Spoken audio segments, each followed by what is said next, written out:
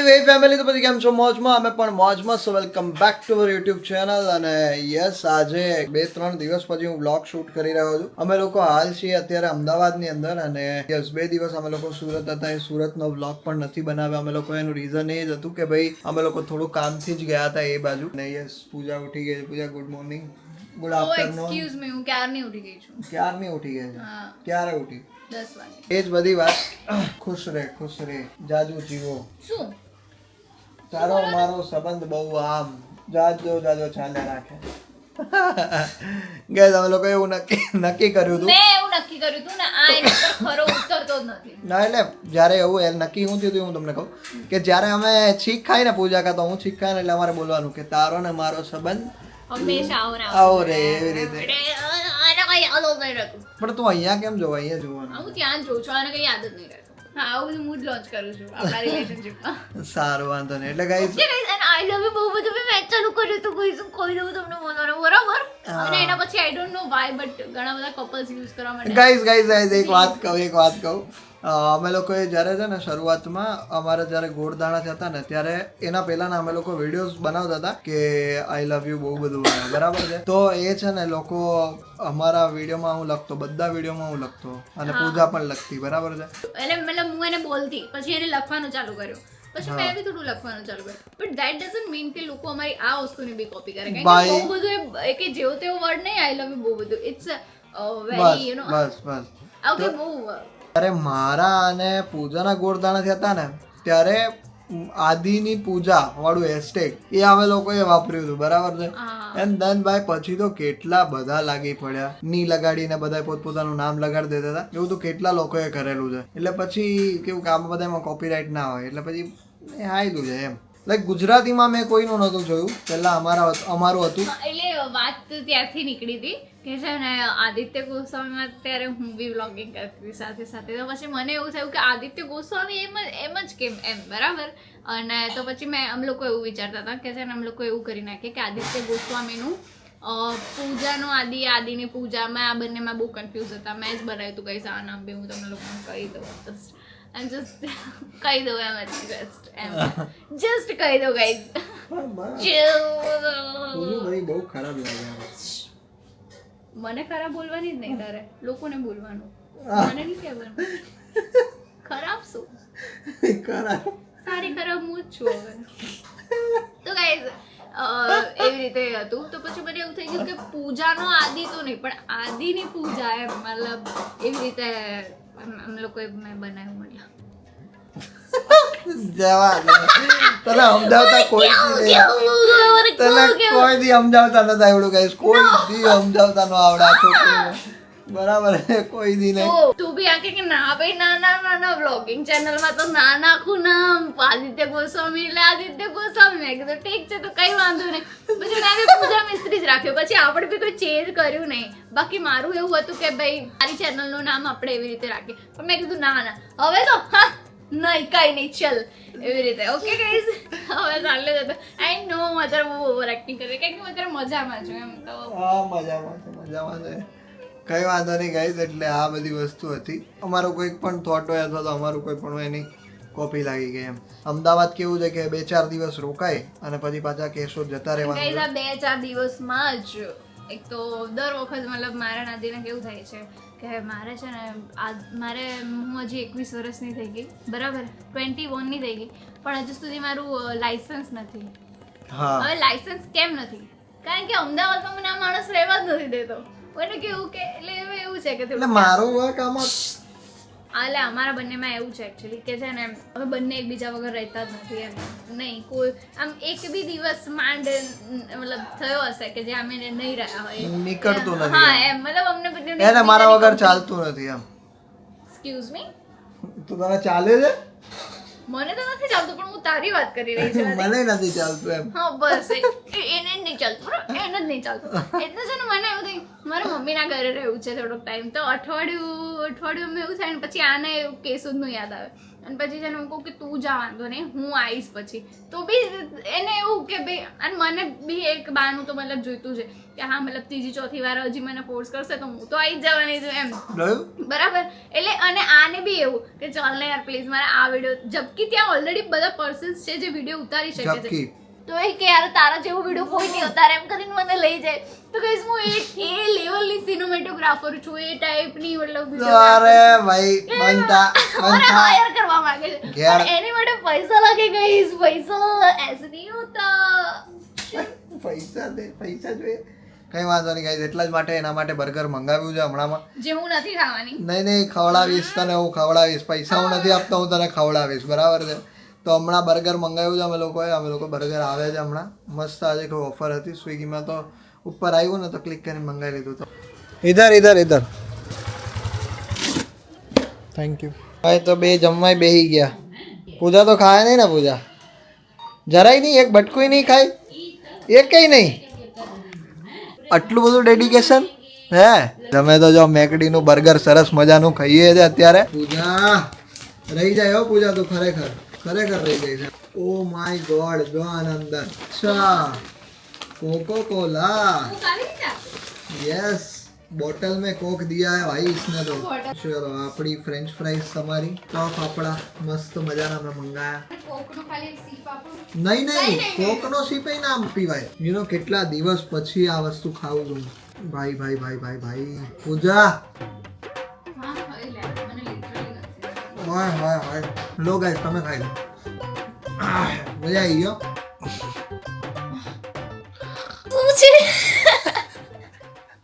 हमारी 22 घंटे की ट्रेन है अहमदाबाद टू चंडीगढ़ ગાઈઝ હું પૂજાને એક વાત કહી રહ્યો છું તમે મને જવાબ આપજો ખાલી કે ગાઈઝ પૂજા છે ને એ એના કન્ટેન્ટ હિન્દીમાં બનાવે છે બરાબર છે જે મનાલી ને શિમલા વાળા છે ને એ હું એને એવું કહી રહ્યો છું કે ભાઈ તું ગુજરાતીમાં બનાય બિકોઝ તને ગુજરાતી વાળા લોકોનું પ્રેમ વધારે છે બરાબર છે તો તમારું શું કહેવું છે આમાં તમે કમેન્ટ કરજો તારે હિન્દીમાં બનાવવા કરતાં પૂજા તારા મોઢા પર ગુજરાતી વધારે શૂટ થાય અરે મારી પર બધું જ શૂટ થાય છે આદી તું મને નહીં કે નહીં માદી કુમા ચીકુ કહી દે માદી કો એને ઘરનું કામકાજ બધું થઈ ગયું છે ને ઘરના કામકાજમાં તો આજે થોડી ધડાબડી બોલી ગઈ ઘરમાં પણ કંઈ વાંધો નહીં પેલા બાજુવાળા બેને આવીને કહે કે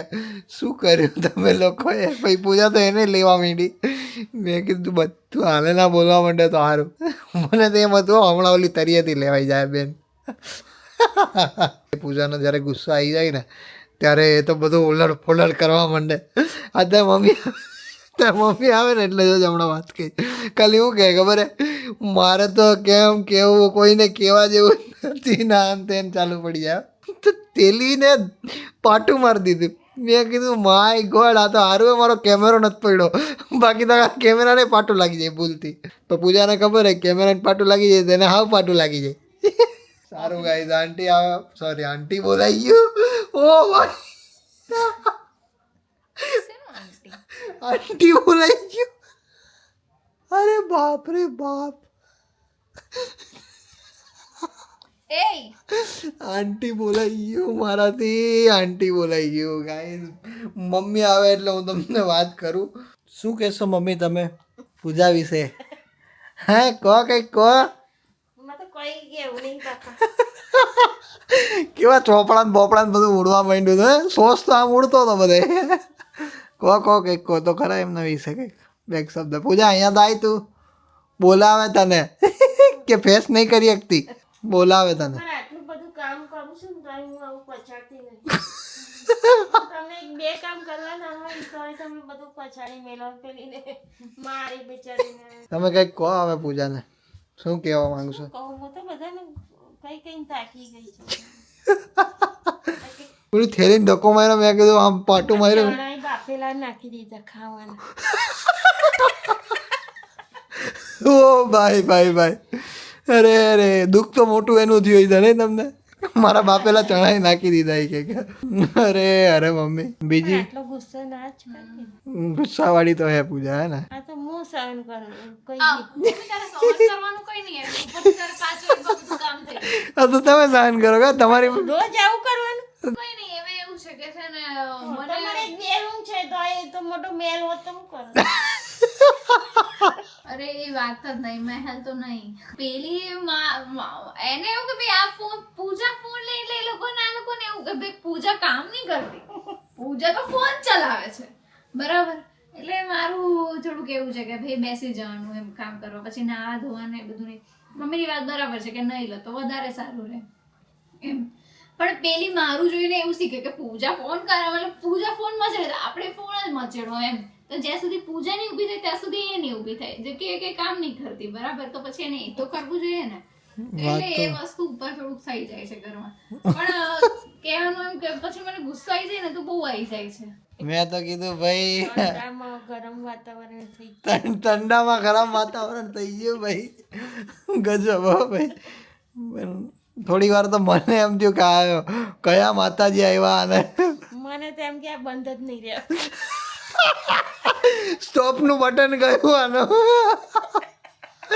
પણ ખરેખર મેં કીધું આ તો ભાઈ શું અહીંથી આમ ને બધું લેવા માંડી, અડધો કલાકમાં કામે થઈ ગયું બાજુ. હે જો કાયમી આવું થતું હોય ને તો અડધો કલાકમાં અવારવારમાં કામ થઈ જાય તમારું.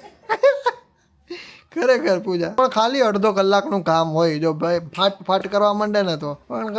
અમે 3 જણ છીએ, એક કામ લઈ લઈને તો અમે 10 મિનિટમાં પતી જાય.